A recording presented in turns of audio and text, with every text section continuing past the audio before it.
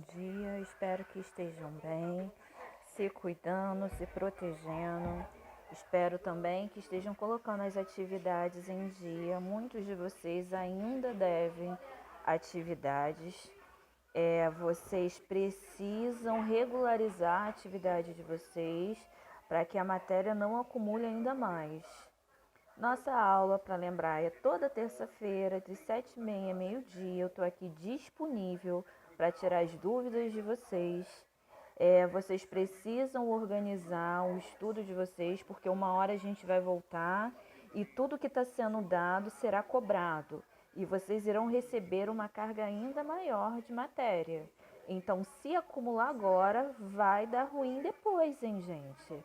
Vocês são responsáveis pelo conhecimento e pela aprendizagem de vocês. Nós, professores, somos suporte. Se vocês não buscarem, a gente não pode fazer nada. Vocês precisam ser mais responsáveis. Vocês já estão no 8º ano, gente. Não é admissível vocês não levarem tão a sério assim as atividades. Sei que são muitas atividades, mas vocês se organizando, vocês conseguem, tá? Vamos lá, vamos começar. Dando continuidade aos seres vivos e plantas, vamos falar hoje sobre as briófitas. As briófitas são plantas vasculares ou avasculares, ou seja, elas não possuem vasos condutores de seiva. As briófitas são geralmente pequenas e têm seu crescimento prejudicado pela falta de vasos condutores, que impossibilita o transporte de água e nutrientes para distantes partes da planta. Além disso, seu corpo é muito delgado, o que também dificulta a sustentação dessas plantas se forem muito altas.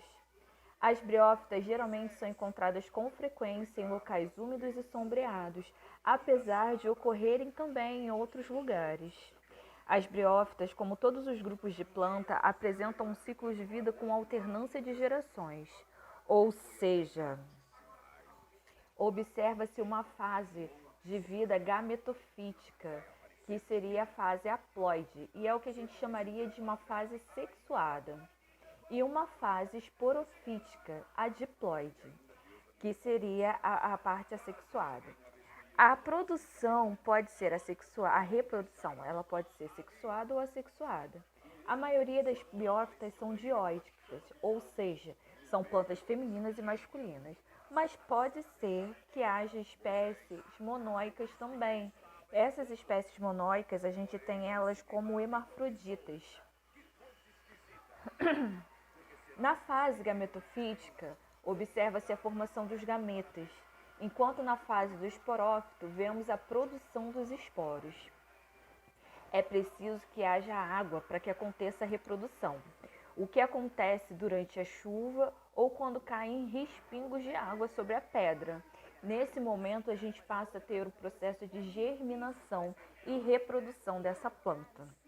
Nas briófitas, o gametófito vive muito mais tempo, sendo considerado a geração duradoura. E já os esporófitos vivem menos e dependem da presença de água e alimentos fornecidos pelo gametófito, tendo essa fase de geração transitória nas briófitas. Como funciona todo esse processo? Quando a gente tem a água suficiente, os anterozoides, o que são os anterozoides? São os gametas masculinos das briófitas. Eles nadam até a planta feminina, que é onde está o arquegônio. O arquegônio seria para nós o útero dessa planta. A partir do momento que chegou essa semente trazida pelo vento e pela água, ela germinou ali, ela começou a germinar, a gente tem o processo de fecundação e a formação da oosfera, que seria esse gameta feminino sendo fecundado. Esse é o ciclo de vida do musgo. Essas plantas, elas se reproduzem por esporos e não por sementes. O zigoto, que seria o espermatozoide masculino mais o feminino, que seria a oosfera mais o anterozoide, tá? Ele se forma desenvolvendo uma cápsula. Essa cápsula a gente chama de esporângio, mas vocês vão ver isso quando chegarem no ensino médio. No topo da haste, esse esporângio contém muitos esporos. Esses esporos serão as sementes que irão germinar uma nova planta. A partir daí, esses esporos, quando eles tendem a se formar por completo ou se desenvolver, eles são liberados no ar. E esse processo, o que vai acontecer? Ele é lançado ao vento e aonde ele se fixar, a gente vai ter a formação de uma nova planta. As briófitas são divididas em 3 grandes grupos, sendo esses grupos os musgos, que formam a maior parte das briófitas, com pouco mais de 12.000 espécies no Brasil. São muito comuns em ambientes urbanos e naturais. Facilmente encontrado em barrancos, sob troncos de árvores e até em rochas, muros e paredes, comumente em locais úmidos e sombreados. Tem porte ereto, com altura entre 1 e 5 centímetros. Crescem lado a lado, formando delicadas hastes de cor ferrugem. Parece um tapetinho verde. A gente tem também as hepáticas, que a maior parte se divide em 9.000 espécies. Vivem em ambientes terrestres, locais muito úmidos e sombreados. Crescem de forma achatada e espalhando rente à superfície. Seus esporófitos se desenvolvem no interior das estruturas que produzem os gametas femininos. E o último grupo que a gente tem são os anthoceros. As anthoceros constituem o menor grupo de briófitas, com cerca de 100 espécies descritas. Crescem de modo semelhante aos gametófitos das hepáticas, de forma achatada e rasteira, em solo úmido ou sobre rochas, nas margens de rios. Seus esporófitos são longos e de postura ereta. Aqui a gente tem a figura de como são essas plantas, tá? A gente tem aqui a gente tem os musgos, aqui a gente tem as hepáticas e aqui por último a gente tem os anthoceros. E aí, após falar das briófitas, a gente fala das pteridófitas. As pteridófitas são plantas vasculares, pois apresentam vasos condutores. O que são os vasos condutores? Os vasos condutores são responsáveis por transportar a água e o nutriente para todos os órgãos da célula, ou seja, da raiz até a ponta da folha. Quem faz esse transporte são os vasos condutores, e eles possibilitam que as pteridófitas atinjam tamanhos maiores que as briófitas. Esses vasos condutores estão presentes em todos os órgãos da planta. Por isso, as pteridófitas possuem raízes, caules e folhas verdadeiras.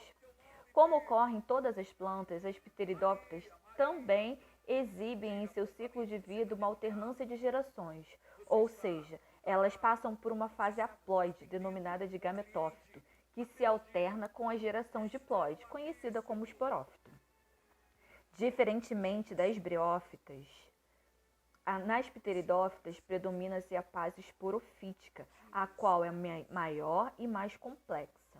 O gametófito é pouco desenvolvido e contribui para a nutrição do esporófito apenas no início do crescimento, sendo necessária para a reprodução a presença de água na fase sexuada. A reprodução das pteridófitas ocorre da seguinte forma, gente, vamos lá. A gente tem a planta em si e a germinação de esporos.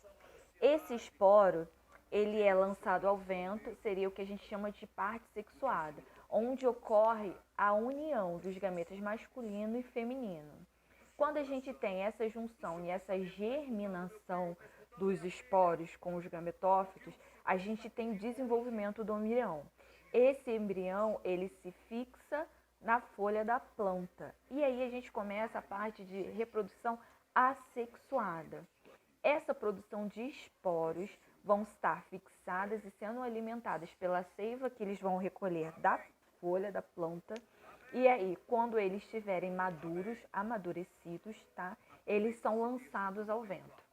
Se vocês tiverem a oportunidade de ver uma samambaia, vira ela e vocês vão ver na parte de baixo vários pontinhos na folha da planta.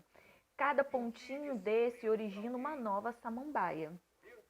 E essa parte que você está vendo aí é a parte assexuada desse processo de reprodução e desenvolvimento de pteridófitas.